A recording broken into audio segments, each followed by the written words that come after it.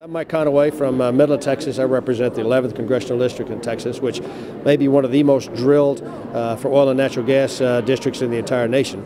I'm participating today in order to try to add my voice to the voices of others who are asking the Speaker to allow us to vote on an up or down basis on a fair vote, process-wise, that would open the Outer Continental Shelf, deepwater drilling.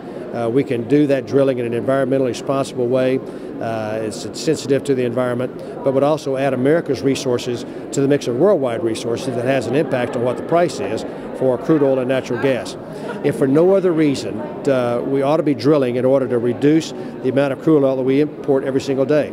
It makes eminent sense to me that we would use American-produced crude oil to replace the crude oil we buy from somebody like Hugo Chavez, or the crude oil we buy from Middle Eastern countries, in which some of those proceeds are recycled into terrorism. So this seems to make great sense that we can produce American crude oil and replace the crude oil we'd otherwise have to import.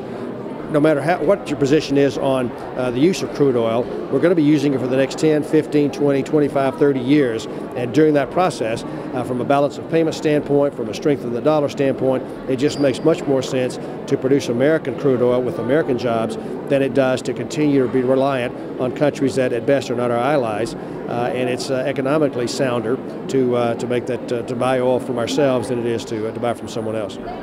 The atmosphere on the floor is pretty unusual. It's pretty electric. A lot of cheering and clapping for the positions that are being put forth by the respective Republicans.